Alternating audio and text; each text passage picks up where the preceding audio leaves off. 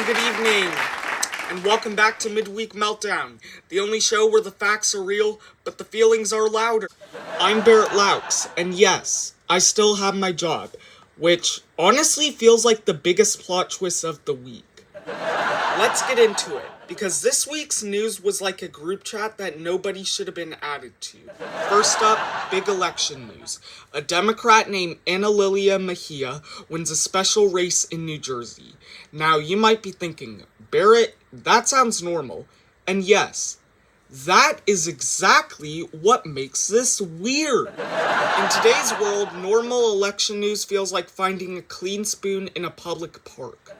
Some people are celebrating, some people are upset, and I'm just here wondering why every election now feels like a season finale cliffhanger written by someone who hates us all. Now to international drama. We have President Donald Trump and Pope Leo. Yes, Pope Leo. Having what I can describe as a very online disagreement. Pope Leo says he has no fear, which is bold, because most popes usually say things like, peace be with you, not try me, bro. Meanwhile, Donald Trump is refusing to apologize, which honestly isn't news anymore. At this point, if Donald Trump were to apologize, the stock market would probably panic. Like imagine, breaking news, Donald Trump says sorry once, the economy crashes out of confusion. Okay, JD Vance time.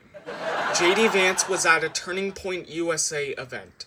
First problem, the stadium was less than 25% full, which is also known as family reunion attendance. Second problem, hecklers started yelling things like, "You're bombing children, you're killing children." And I just want to say, wow.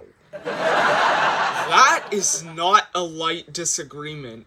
That is a this conversation needs a supervisor situation. Also, nothing says modern politics like people yelling war accusations while someone on stage is trying to pretend they didn't hear it over the mic feedback.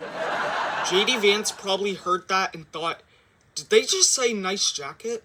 I'll go with that. Now let's talk about the war that everyone is definitely not talking about, which is always how you know things are calm. Ukraine and Russia still going on.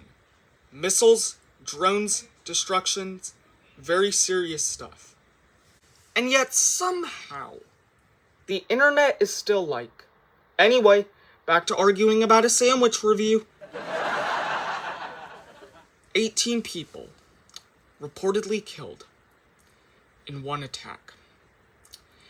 And I just want to say, at some point, humanity needs to look at the group project and admit nobody is doing their part correctly.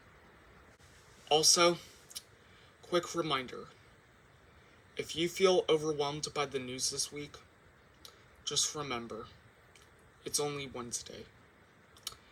We still have time for the news to get worse and more confusing. That's the midweek promise. Alright, that's our show. If you enjoyed tonight, please like, subscribe, and emotionally recover before next week. Because next week, we're probably not going to chill out.